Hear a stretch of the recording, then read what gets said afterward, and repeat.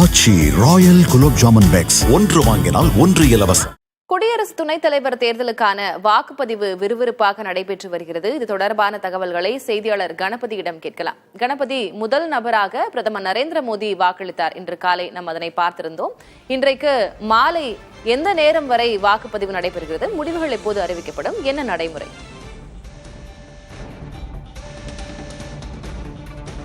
மாலை 5 மணி வரை வாக்குப்பதிவு நடைபெற உள்ளது. நாடாளுமன்ற உறுப்பினர்கள் தங்கள் வாக்குகளை செலுத்த 5 மணி வரை அவகாசம் அளிக்கப்பட்டிருக்கிறது. பின்னர் 6 மணிக்கு வாக்கு எண்ணிக்கை தொடங்கும். ஆகவே இன்று இரவே குடியரசு துணைத் தலைவர் தேர்தல் முடிவுகள் வெளிவரும். தமிழ்நாட்டைச் சேர்ந்த சிபி ராதாகிருஷ்ணனின் வெற்றி உறுதி என்கிற நிலையிலே அந்த செய்தி இன்று மாலை அதிகாரப்பூர்வமாக வெளிவரும் எனவும், வெற்றி கொண்டாட்டங்களில் ஈடுபடுவதற்கு அவரது ஆதரவாளர்கள் மற்றும் பாரதிய ஜனதா கட்சியினர் தயாராக இருக்கிறார்கள். சிபி ராதாகிருஷ்ணனுக்கு கிட்டத்தட்ட 430 வாக்குகள் கிடைக்கும் என பாரதிய ஜனதா கட்சியை சேர்ந்தவர்கள் கணித்திருக்கிறார்கள். ஏனென்றால் தேசிய ஜனநாயக கூட்டணி, அதை தவிர ஒய்எஸ்ஆர் காங்கிரஸ் கட்சியின் வாக்குகள் அவருக்கு கிடைக்க இருப்பது நமக்கு ஏற்கனவே தெரியும்.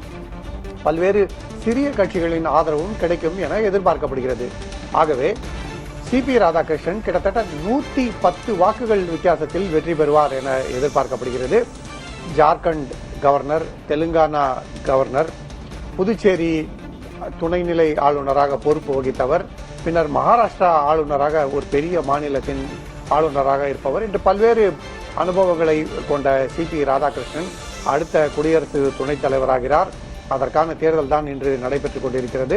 நீங்கள் சொன்னது போல பிரதமர் மோடி காலையிலே முதல் வாக்காளராக தனது வாக்கை செலுத்திவிட்டு பின்னர் இமாச்சல பிரதேசம் மற்றும் பஞ்சாப் ஆகிய மாநிலங்களிலே வெள்ள பாதிப்பை நேரில் ஆய்வு செய்வதற்காக புறப்பட்டிருக்கிறார். எதிர்க்கட்சிகள் சார்பாக இந்தியா கூட்டணியிலே முக்கிய பங்கு வகிக்கும் ராகுல் காந்தி மற்றும் பிரியங்கா காந்தி ஆகியோர் தங்கள் வாக்குகளை செலுத்தியிருக்கிறார்கள்.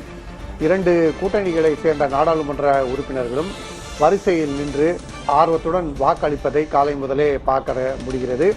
நாடாளுமன்ற கூட்டத்தொடர் தற்போது நடைபெறவில்லை என்றாலும் நாடாளுமன்ற உறுப்பினர்கள் அனைவருமே நாடாளுமன்ற வளாகத்துக்கு வருகிறார்கள், என்று வாக்குப்பதிவிலே கலந்து கொள்ள இருக்கிறார்கள் என்கிற நிலையிலே பாதுகாப்பு ஏற்பாடுகள் மற்றும் பிற ஏற்பாடுகளும் வலுவாக செய்யப்பட்டிருக்கிறது. உங்களுடைய தற்போதைய தகவல்களுக்கு நன்றி கணபதி. மூத்த பத்திரிகையாளர் திரு கோலாகல ஸ்ரீனிவாஸ் நம்மோடு தொலைபேசி வாயிலாக இணைந்திருக்கிறார். சார் வணக்கம். வணக்கம். குடியரசு துணைத் தலைவருக்கான தேர்தல் நடைபெற்று வருகிறது. ஏறத்தாழ சிபி ராதாகிருஷ்ணன் அவர்கள் தான் வெற்றி பெறுவார் அப்படின்றது நமக்கு உறுதியாக தெரிந்தாலும் கூட வேறு ஏதேனும் சின்ன சின்ன மாற்றங்கள் வர வாய்ப்பு இருக்கிறதா? இன்றைய நாளின் முக்கியத்துவம் என்னவாக நீங்க பார்க்கிறீங்க?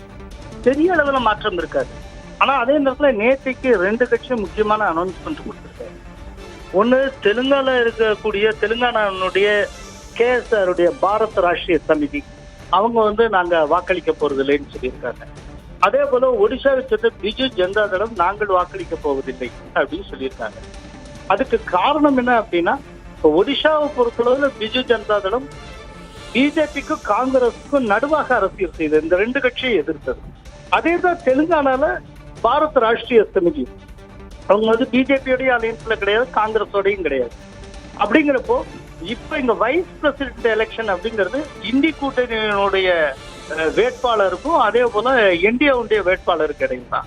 இப்ப இந்த 2 கூட்டணியில் இல்லாத இந்த 2 கட்சிகள் நிலைப்பாடு என்னவா இருக்கும்? அதனாலதான் அவங்க நாங்க இந்த தேர்தலில் வாக்களிக்க போறது இல்லை அப்படின்னு சொல்லியிருக்காங்க. இந்த பிஜு ஜனதா தளத்துக்கு 7 எம்பியும் பாரத் ராஷ்டிரிய சமிதிக்கு 4 எம்பி இருக்காங்க. இப்போ 11 எம்பிக்கள் வாக்களிக்க போவதில்லை. இதை நம்ம புரிஞ்சுக்கணும். அதை தாண்டி அங்கு பிரசன்ட் ஆகி வாக்களிக்கிறதுல திட்டவட்டமா சிபி ராதாகிருஷ்ணன் அவர்கள் ஜெயிப்பார். டோட்டல் ஸ்ட்ரென்த்ல இந்தியாவோட ஸ்ட்ரென்த் மட்டுமே 422, ஆனால் வெற்றிக்கு தேவை 392.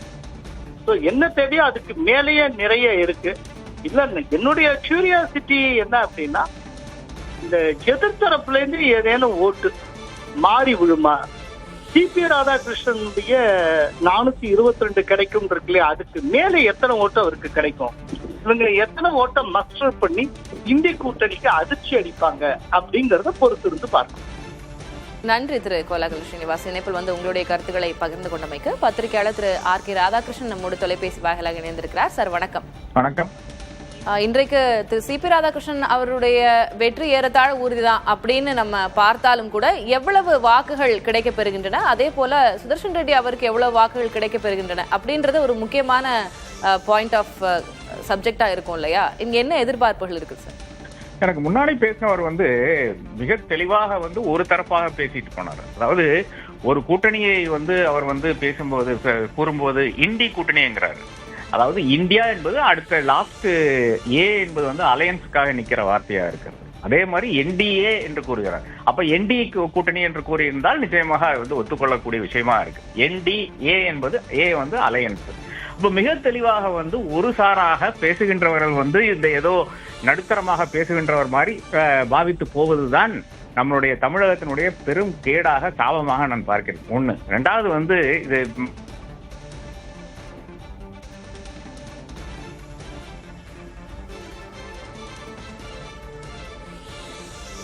ராதாகிருஷ்ணன் அவருடைய இணைப்பு துண்டிக்கப்பட்டிருக்கிறதாக அறிகிறோம்.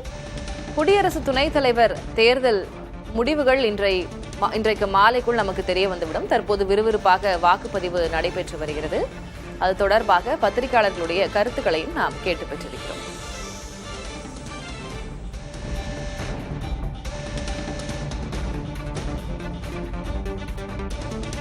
ஆச்சி ராயல் குலோப் ஜாமுன் பேக்ஸ் 1 வாங்கினால் 1 இலவசம்.